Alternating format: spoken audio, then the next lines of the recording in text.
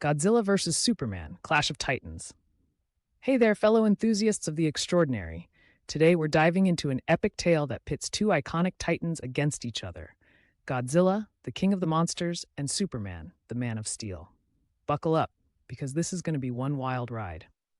Our story kicks off with a breathtaking panoramic view of Metropolis. The city is alive, a symphony of honking cars, bustling crowds, and towering skyscrapers glistening under the midday sun. But beneath this veneer of normalcy, something stirs. News bulletins interrupt regular programming. Unprecedented seismic activities detected near the eastern seaboard. Scientists report strange rhythmic tremors, each registering a magnitude of 9.0 and above on the Richter scale, yet with epicenters that seem to be moving. Deep beneath the Atlantic's dark waves, military submarines pick up colossal sonar readings. A massive creature, over 120 meters tall when upright, is heading straight for Metropolis. Cue the dramatic music. It's Godzilla, awakened from slumber by mysterious forces. Underwater cameras capture fleeting images, a gargantuan tail swishing, dorsal fins cutting through the currents, and eyes that have seen millennia pass. Meanwhile, up in the sky, there's Superman, casually flying at Mach 3, keeping an eye on the world below. He spots a bridge collapsing, a result of those unexplained tremors, and swoops in to hold it up, allowing vehicles to escape unharmed. Later, dressed as mild-mannered Clark Kent at the Daily Planet, he chats with Lois Lane and Jimmy Olsen about these anomalies. Clark raises an eyebrow. These aren't just earthquakes. The patterns suggest a deliberate movement. Something's coming. The arrival of Godzilla. Suddenly, the waters off Metropolis Harbor begin to churn violently. Boats rock uncontrollably. The tide pulls back dramatically, a phenomenon known as a tsunami drawback. Then, with a thunderous roar that registers at 174 decibels, louder than a jet engine, Godzilla emerges. His colossal form casts a shadow that engulfs entire city blocks. Each step he takes exerts pressure exceeding 100 million pascals, cracking the bedrock beneath the city.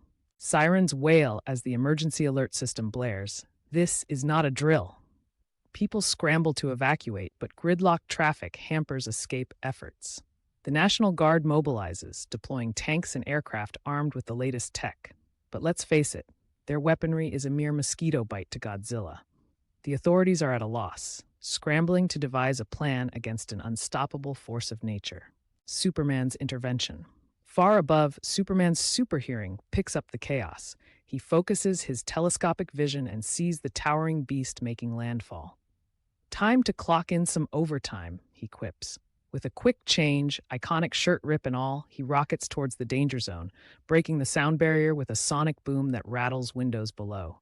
Hovering before Godzilla, Superman tries to assess the situation. Using his knowledge of interspecies communication and empathy, he emits a series of ultrasonic frequencies intended to pacify. "Easy there, big fella," he says, hands raised in a non-threatening gesture. "Let's not turn Metropolis into a playground." But Godzilla, driven by primal instincts or perhaps an ancient grudge against beings of immense power, isn't in the mood for a chat. The first encounter. Godzilla's dorsal fins begin to glow an eerie blue, signaling the buildup of atomic energy. In a split second, he unleashes his atomic breath, a concentrated beam of radioactive heat exceeding 500,000 degrees Celsius. Superman darts out of the way just in time, the beam scorching the sky where he hovered moments before. The blast obliterates several city blocks, leaving a smoldering crater in its wake. Realizing the gravity of the threat, Superman goes on the offensive. He fires his heat vision, beams of intense solar energy, reaching temperatures rivaling the sun's surface. They strike Godzilla, but barely singe his armored hide. "All right, that usually works," Superman muses. He then uses his super breath to generate hurricane-force winds, attempting to push Godzilla back towards the sea. But Godzilla stands firm, anchoring himself with claws that can dig into solid steel. Battle intensifies. The clash escalates dramatically. Superman flies circles around Godzilla at hypersonic speeds, creating vortices intended to disorient. Godzilla responds with a swipe of his massive tail, the force equivalent to a Category 5 hurricane, catching Superman off guard and sending him crashing into the Metropolis skyline. Skyscrapers crumble as he barrels through them, only to emerge moments later, a bit scuffed but undeterred. Superman decides to test his limits. He attempts to lift Godzilla, a feat requiring him to overcome the creature's immense mass, estimated at 90,000 metric tons. Straining every muscle, he manages to hoist Godzilla a few meters off the ground. But Godzilla retaliates with a nuclear pulse, an omnidirectional blast of atomic energy that sends Superman flying. Note to self, no more heavy lifting, he jokes, shaking off the impact. Civilians in danger. Amidst the titanic battle, the real toll is on the city and its inhabitants.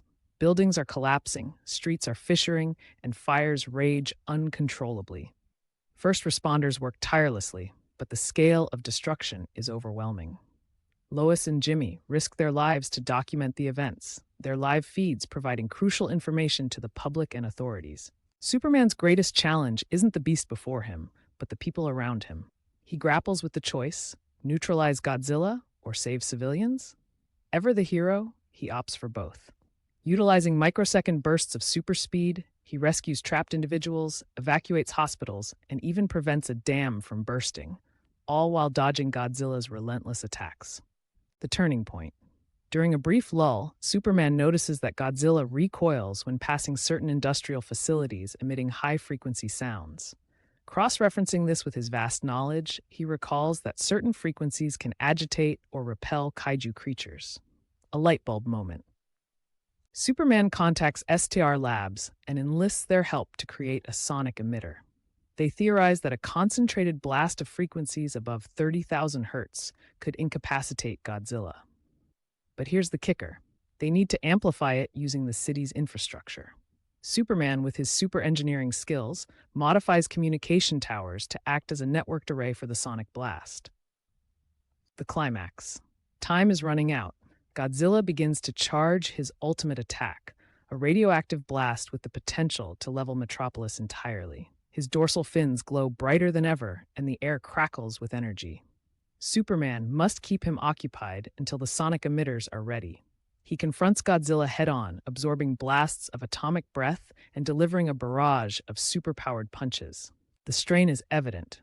Superman's suit is tattered, and signs of radiation exposure appear, weakness and fatigue setting in due to prolonged exposure to Godzilla's emissions, which contain a unique form of energy that even his Kryptonian physiology struggles to withstand. But quitting isn't an option. With a final surge of determination, he focuses all his energy into immobilizing Godzilla, restraining him just long enough for the plan to activate. Resolution. At the critical moment, the sonic emitters kick in. An intense, focused frequency envelops Godzilla. He roars in discomfort, thrashing wildly as the sound disrupts his equilibrium. The massive creature begins to retreat, backing away from the city. With one last defiant roar, more subdued this time, he turns and heads back into the ocean's depths. The immediate threat subsides, and a collective sigh of relief washes over Metropolis. The city lies in ruins, smoke billows from crushed buildings, streets are flooded from broken water mains, and the skyline is irrevocably altered. Yet, amidst the devastation, hope shines through. Survivors emerge, helping one another. Superman doesn't rest. He assists in recovery efforts, moving rubble, rescuing the stranded, and working alongside emergency services. His selflessness inspires the citizens, reminding everyone of the resilience of the human spirit. On a rooftop overlooking the battered yet enduring city, Superman and Lois share a quiet moment. "We face the unimaginable today," Lois says softly. "Makes you wonder what's out there that we don't know about." Superman gazes into the distance, his expression thoughtful. "The universe is vast, and we're just a small part of it. But as long as we stand together, there's nothing we can't handle." It's a poignant reminder of unity and vigilance. As they speak, a distant rumble echoes from the ocean. Satellite images show multiple heat signatures rising from the depths. A newscaster reports unusual activity worldwide. Other gigantic creatures are awakening. Superman clenches his fist gently. "Looks like our work is just beginning," he remarks. With a determined look, he soars into the sky, ready to face whatever comes next. End credits. The credits roll over a montage of stylized artwork capturing the epic moments we've witnessed.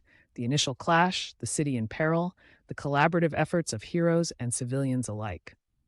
The soundtrack is a masterful blend of Akira Ifukube's haunting Godzilla themes mixed seamlessly with John Williams' triumphant Superman score, an auditory treat that pays homage to both legends.